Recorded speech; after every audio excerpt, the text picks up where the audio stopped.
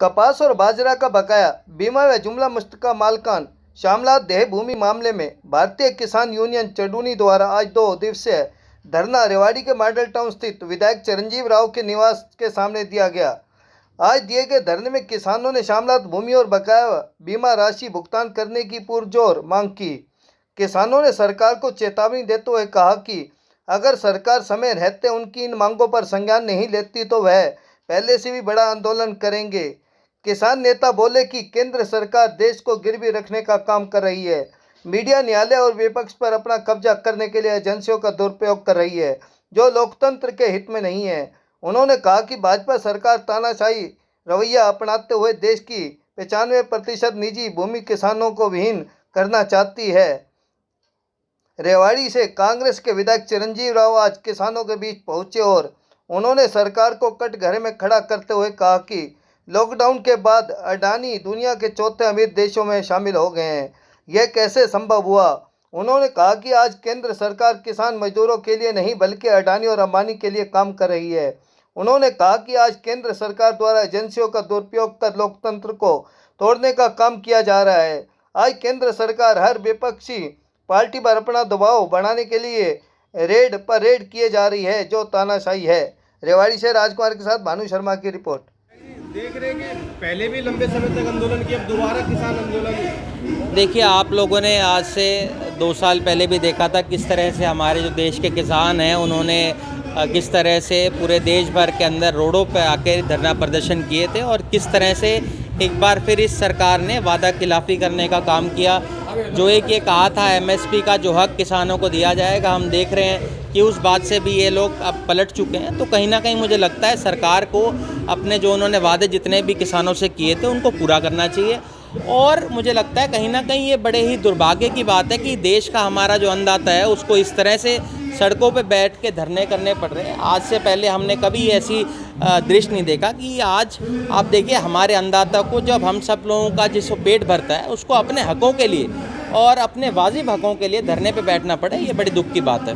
कह रहे थे कि सांसद महोदय के आवाज़ पे भी धरना लगा। मैं इनको ये कह रहा था भी हमारे यहाँ तो ये धरना दे रहे हैं क्योंकि हम तो हमेशा किसानों की आवाज़ उठाते हैं, मज़दूरों की आवाज़ उठाते हैं। पर मुझे लगता है कहीं ना कहीं भाजपा के जो सांसद हैं जो अपने घरों में अपने महलों में बैठे रहते हैं उनको भी जगाने की ज़रूरत है कि वो भी संसद के अंदर आवाज़ उठाएं, क्योंकि उनको भी चुनकर यहाँ की जनता ने भेजा है। और मुझे लगता है कहीं ना कहीं उनका भी धर्म बनता है इस बात का कि वो इनकी बातों को उठाएं, इनको प्रधानमंत्री तक इस बात को पहुंचाना चाहिए, क्योंकि वो यहाँ के जनप्रतिनिधि हैं और उनका बहुत बड़ा रोल इस बात के अंदर रहता है।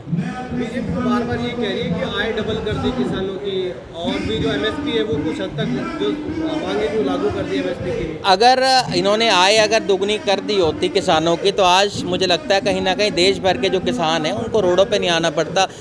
मुझे लगता है कहीं ना कहीं प्रधानमंत्री मोदी जी ने तो ये भी कहा था कि भाई हर व्यक्ति को पक्का घर मिल जाएगा 15 अगस्त 2022 तक। क्या उनको मिल चुका है? तो मुझे लगता है जुमले ना करते हुए उनको सच्चाई के ऊपर आना चाहिए। लोगों की जो सही बातें हैं, जो मांगे हैं, उनको सुनना चाहिए।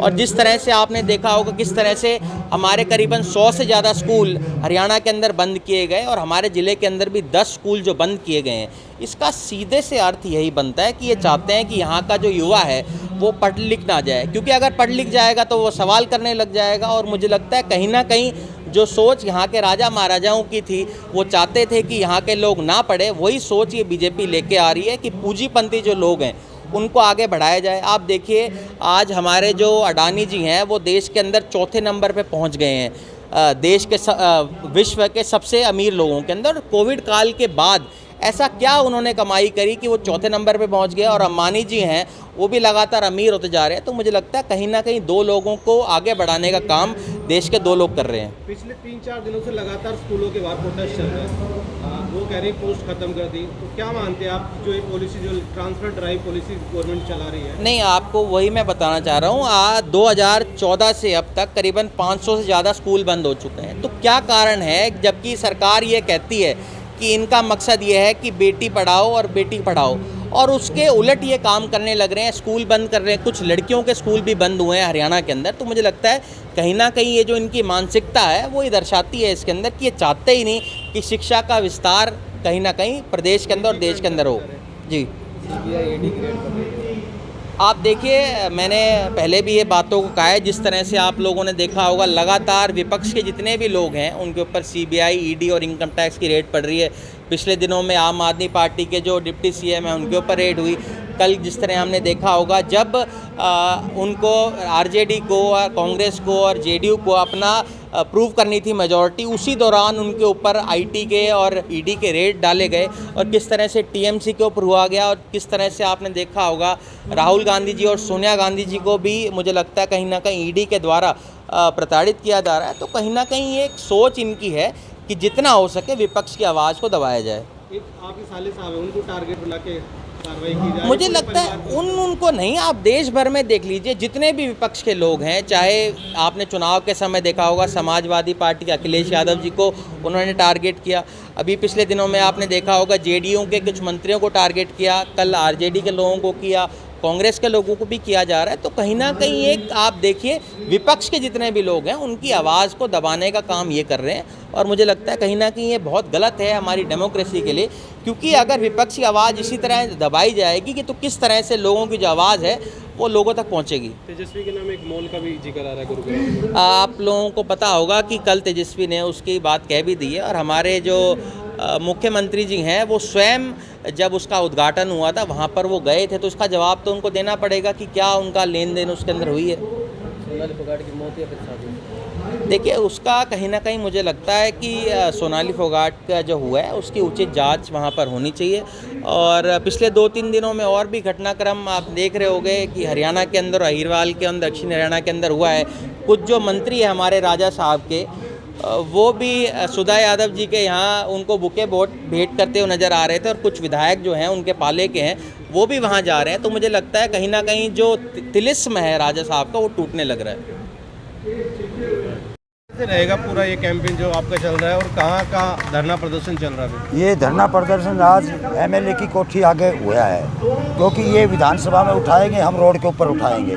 और आज एक दिन का यहाँ है, कल हम बावड़ में जो बनवारी मंत्री है उसके जाएंगे। यहाँ इसलिए करा कि हम गांव-गांव में प्रचार कर चुके थे, इसलिए यहाँ हम इकट्ठे हुए और कल हम वहाँ जाएंगे।